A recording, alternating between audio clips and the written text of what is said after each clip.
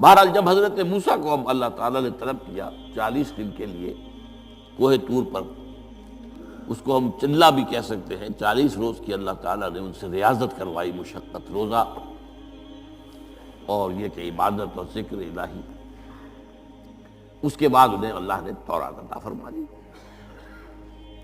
تو اسی طریقے سے وہاں 40 دن کا معاملہ ہوا حضرت موسیٰ علیہ السلام کے ساتھ۔ اس کے بعد الواح دے دی گئیں، جو پتھر کی تختیاں تھیں، ان کے اوپر جو احکام عشرہ ہیں، دی 10 کمانڈمنٹس، جو بنیاد ہے۔ جیسے میں نے کہا کہ سورہ بقرہ جو ہے شریعت محمدی کی اساس ہے، تو شریعت موسوی کی اساس وہ 10 کمانڈمنٹس ہیں، جو کہ پتھر کی سلوں پر لکھی ہوئی دی گئی ہیں حضرت موسیٰ علیہ السلام کو کوہ طور پر۔ اب پیچھے کیا ہوا؟ حضرت موسیٰ کی اس غیر حاضری میں سامری کو موقع مل گیا، اس نے گمراہ کرنے کے لیے ایک شعبدہ دکھایا، اور وہ شعبدہ کیا تھا؟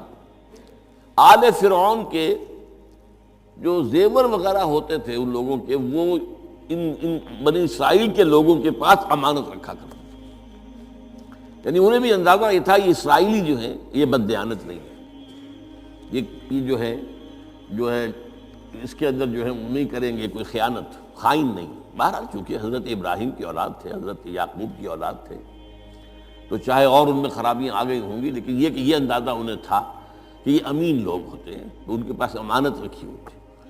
جب وہ نکلے وہاں سے، وہ ساری چیزیں بھی ساتھ لے کر آ گئے۔ اس کو کہا اس نے سامری نے کہ یہ پھینک دو، یہ تو نجس ہے، تمہارے لیے جائز نہیں۔ اس حد تک تو بات ٹھیک ہوئی۔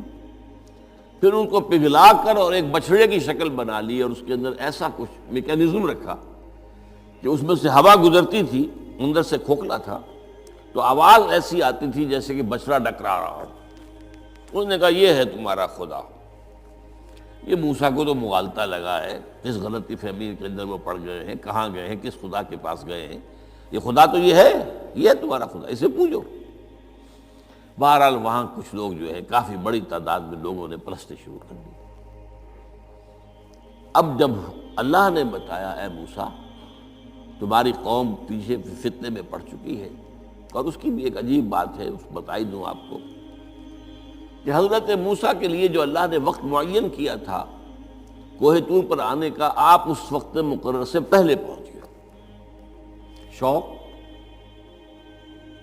اللہ نے ایکسپلینیشن کال کی، یہ سورہ طٰہٰ میں موجود ہے۔ ما اعجلک عن قومک یا موسیٰ، موسیٰ یہ تم اپنی قوم کو چھوڑ کر جلدی کیوں آ گئے؟ ابھی تو وہ وقت معین نہیں آیا، کیوں آ گئے؟ اب حضرت موسیٰ تعجب سے کہتے ہیں کہ مجھے تو شاباش ملنی چاہیے تھی کہ تو میرا شوق دیکھ، میرا اشتیاق دیکھ، اور الٹی جو ہے ایکسپلینیشن کال کرنی پڑ رہی ہے۔ قال عجلت الیک ربی لترضیٰ، پروردگار میں تو جلدی کر کے آیا اس لیے تو راضی ہو جائے کہ تیرے طلب کرنے پر میں وقت معین سے بھی پہلے پہنچ گیا ہوں۔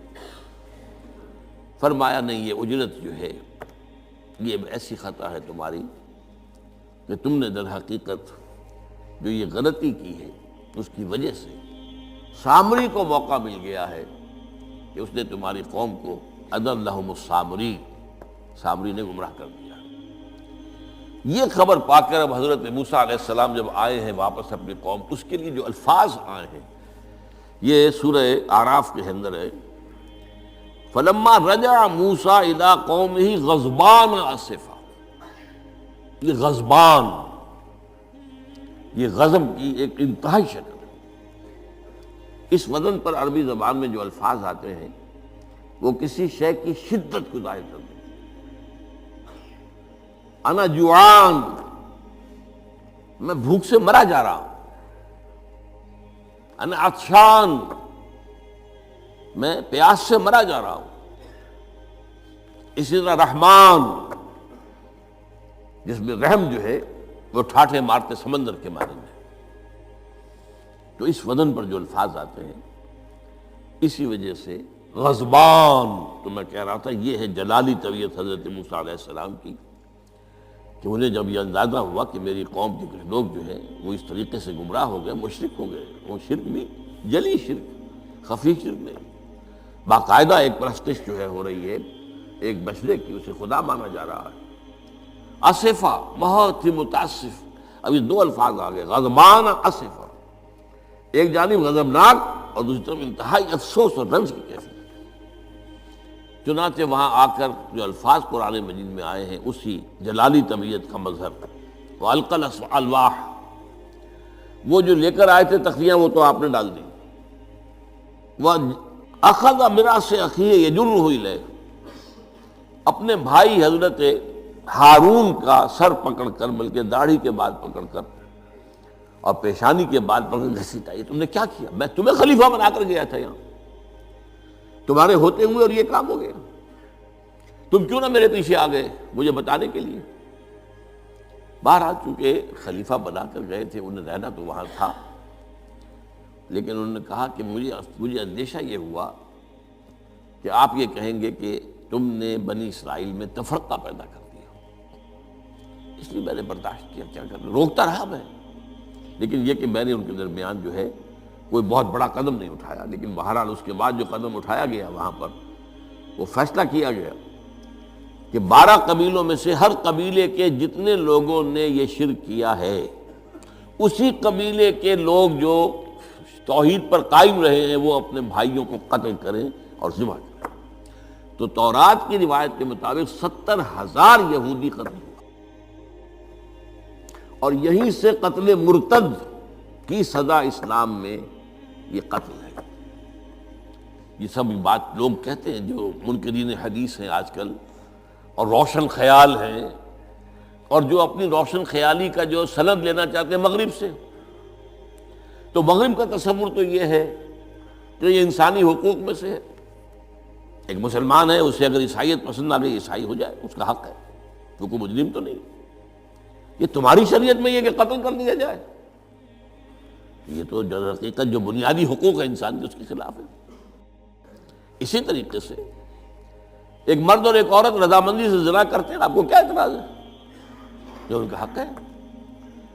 ہاں، مائنر نہ ہو، چھوٹے نہ ہو، نابالغ سے زنا نہ کیا گیا ہو، جبر نہ کیا جائے. جبر کریں گے تو مجرم ہو جائیں گے، لیکن اگر رضا کے ساتھ باہمی رضامندی سے وہ کرتے ہیں یہ زنا تو کوئی جرم نہیں ہے، ان کی مرضی ہے. تو یہ سارا تصور جو ہے حقوق انسانی کا، جس طرح کا ایک مبالغہ آمیز تصور دنیا میں ہو گیا ہے، اس کی روح سے ہمارے ہاں بھی جو لوگ ہیں جو انہی کو ماڈل بنا رہے ہیں اب، تو وہ کہتے ہیں کہ جناب قرآن میں کہاں ہے مرتد کی سزا، اس طرح قرآن میں کہاں رجم کی سزا.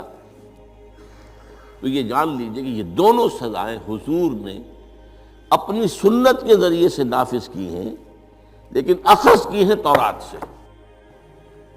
ظاہر بات ہے کہ حضور سے پہلے جو شریعت موسوی تھی وہ لاگو تھی.